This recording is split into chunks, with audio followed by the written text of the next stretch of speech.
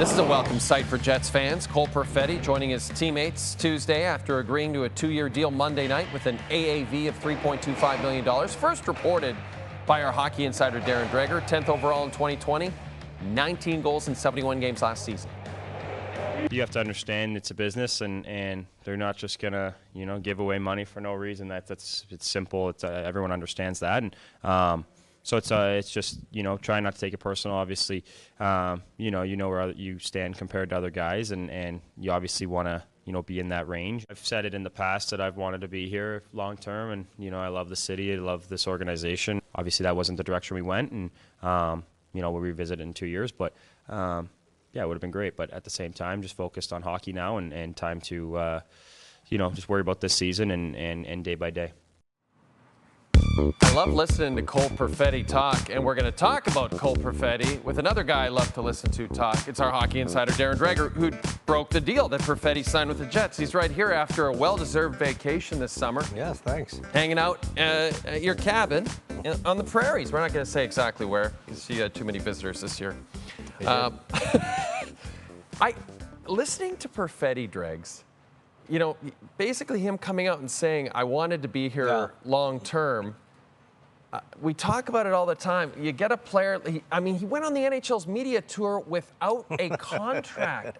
Bit unusual. Are you surprised that Kevin Cheveldayoff didn't just bite the bullet and say, let's lock in this kid longer? Well, and I think ultimately that would be the goal for both Cole Perfetti and the Winnipeg Jets. Let's just see how it plays out over the next couple of seasons. But this is a painful reality, how difficult certain restricted free agents' second contracts can be. You know how this kind of all went down, right?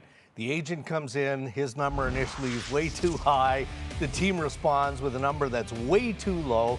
And yeah, there's some awkwardness, there's some frustrations from both sides. But here's what I can assure you, Jay. Cole Perfetti wants to be in Winnipeg, and he wants to be in Winnipeg long term. He never left. He stayed in Winnipeg. He skated with his Winnipeg Jets teammates throughout the course of the offseason.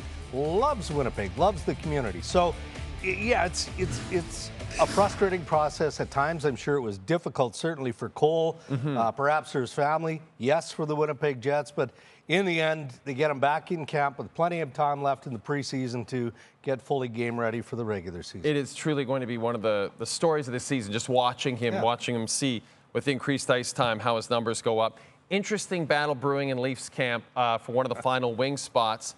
First of all, Max Pacioretty looked terrific in his preseason debut for the Leafs in a loss to Ottawa. And I'm curious how you think Pacioretty's performance in camp might affect poor Nick Robertson's stats. It's been a tough summer for Nick Robertson. But Nick Robertson has had a good camp. He had a decent game against the Ottawa Senators despite the loss. So there's plenty of upside in the game of Nick Robertson. But you're right, it's the numbers game. And, Brad Treliving and the Toronto Maple Leafs are going to have to wrestle with the salary cap prior to the start of the regular season. I think that Max Pacioretty, unless something goes completely off the rails, knock on wood, it's not his health. He's dealt with enough of that. I think he's going to be in the opening lineup. And when I look at the fit of Max Pacioretty, not sure that it really impacts Robertson. Maybe to a point it does. But it depends more so on, okay, what's William Nylander doing? Is he playing center ice? And if he's the number 2 center, then John Tavares is likely number 3. And they do see chemistry, at least initial chemistry, between Pacioretty and John Tavares. So as long as Nick Robertson continues to play the way that he's played through a couple of preseason games, he's in good shape. Travis Green, head coach of the Ottawa Senators, confirmed that Linus Ullmark has tweaked something last week. It's kind of an ongoing situation. They're being cautious with their new number 1 goaltender. But I think everyone's curious about the contract situation there. The Jeremy Swayman contract getting all the attention for good reason. But they'd love to get Ullmark locked up long term. Any news on that? Well, just that it's a waiting game, and there's certainly no pressure that is going to be pushed forward by Steve Staios and the Ottawa Senators. This was a significant trade at the draft. A big piece potentially of the future of the Ottawa Senators. But Linus Ullmark is also going into the final year of his deal, right? So he potentially can be an unrestricted free agent. They want to make sure that Ullmark and his family, which is key in all of this, are settled in and are getting a real deep appreciation for what Ottawa can provide.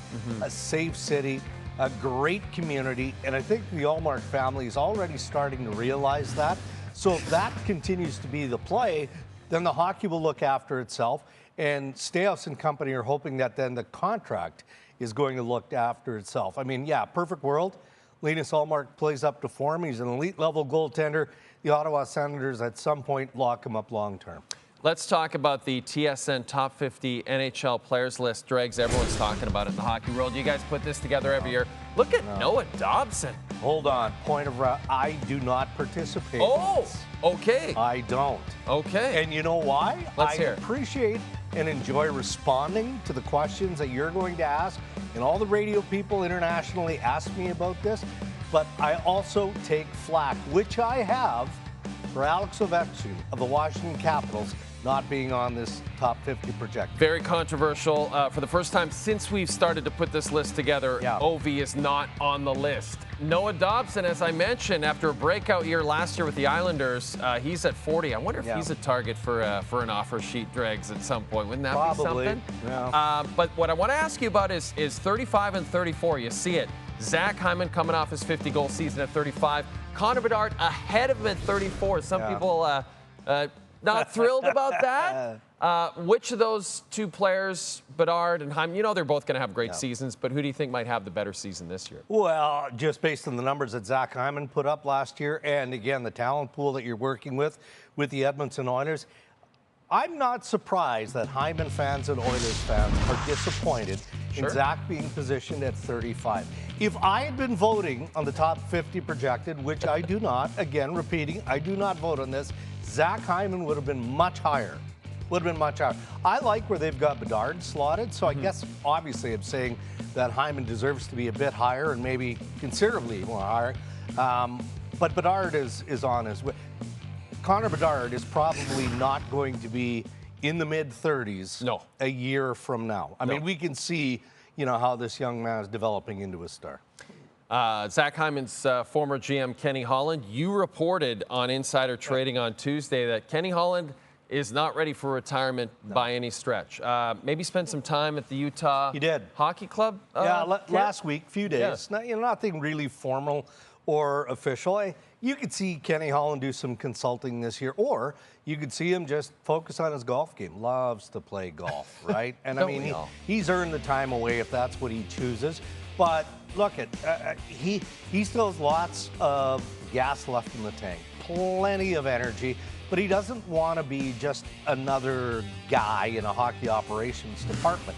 And again, based on his age and his resume, it would make sense that if you were offered another general manager job, it wouldn't be for a rebuilding club. Where I think Ken Holland is best suited is in a role similar to what we see Jim Rutherford occupy with the Vancouver Canucks or Jeff Gorton with the Montreal Canadiens. So you've got juice in the game, right? And that's what Kenny Holland is looking for. If it materializes, he says he's ready, he wants to work. If it doesn't, well, retirement's okay too. It's a nice position to be in. I wish I could say the same I'm for almost myself. there. Oh, you're almost there. Not quite, but close. Oh, man. You're living the good life, buddy. Thanks for joining us on the show. My pleasure. Oh, wait. I got one more thing. What? Oh, I almost forgot. We've got another edition out. All of your animal dreams unfurled. We're talking Darren Dreger, Safari World. How could I forget? Now, this happened, I mentioned you head out west every summer and you drive, right? You drive out west and you drive home. 30 hours each way. And you've got your dog Tiny. Tiny's tired. That's a long trip. That's a queen-size bed. And so now when we book hotel rooms, of course they're pet-friendly. My wife Holly and I have to sleep on wet beds, so of course Tiny, the pretty big Great Dane, gets her own bed. Yeah, it's a good time. Tiny deserves it. What about at the cabin itself? Does Tiny have her own bed there? No, Tiny sleeps beside the bed, but Tiny was very active, especially on the tail end of our trip, because, and I didn't take any pictures or it would be included in Safari World, lots of bear sightings and one close encounter, again, which Tiny was on top of and aware of. And I feel like you guys were totally protected. Yeah, we were good. Yeah, that makes perfect sense. That's been Safari World. This is Darren Dreger. Thanks for being on the show. I think this is officially the end of the segment now.